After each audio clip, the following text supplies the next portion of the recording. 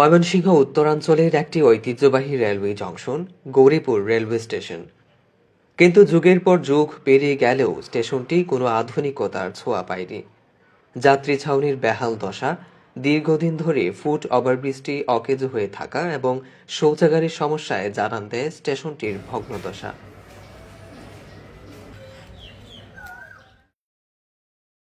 British শাসনামলে ১৯১৭ সালে ব্রহ্মপুত্রের পূর্ব পারে এই স্টেশনটি গড়ে তোলা হয়।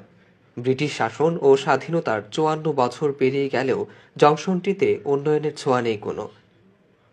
রেলওয়ের ঊর্ধ্বতন কর্মকর্তারা অনেকবার সরজমিনে গৌরীপুর জংশনে আসলেও উপর মহলের দৃষ্টি না পড়ায় ভোগান্তির শেষ হয়নি স্টেশনটির।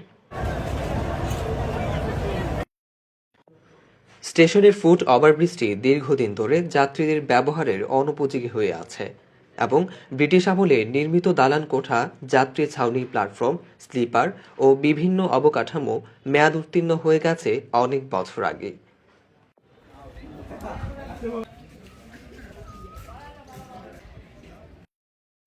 প্রতিদিন গৌরীপুর জংশন দিয়ে ৩টি আন্তঃনগর ট্রেন, ২টি কমিউটার, ২টি মেল ও ১টি লোকাল ট্রেন আসা যাওয়া করে।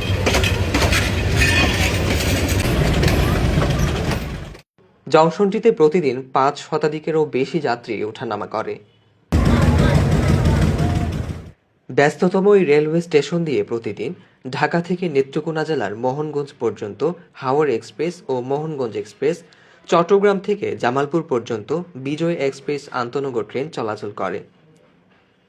চট্টগ্রাম থেকে ময়মনসিংহ হয়ে যমুনা সেতুর পূর্ব পার পর্যন্ত নাসিরাবাদ নামী ২টি মেল ট্রেন, ঢাকা থেকে জারিয়া জাঞ্জাইল পর্যন্ত বলাকা ও ঢাকা থেকে মোহনগঞ্জ পর্যন্ত মহুয়া কমিউটার ট্রেন গৌরীপুর জংশন হয়ে যাওয়া আসা করে।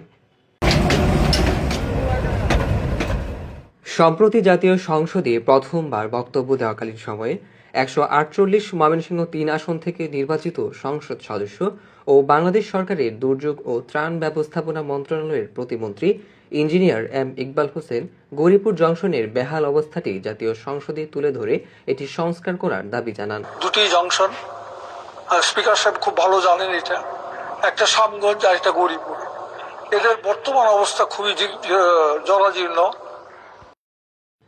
এই স্টেশনকে নিয়ে নন্দিত কথাসাহিত্যিক হুমায়ুন আহমেদ জয়নাল নামের এক চরিত্রকে কেন্দ্র করে একটি উপন্যাস লিখেছিলেন গৌরীপুর জংশন নামে। হুমায়ুন আহমেদের উপন্যাসকে কেন্দ্র করেও অনেক ভ্রমণপ্রেমী ও সাহিত্যপ্রেমী মানুষ আসেন এই জংশনে। তবে দিনের শেষে পথের পাঁচালীর অপু দুর্গার মতো অনেকে ট্রেন দেখতে, কেউ বা ভালোবাসা এবং সুখ দুঃখের গল্প করতে কিছুক্ষণের জন্য অনেকে আসেন এই গৌরীপুর জংশনে।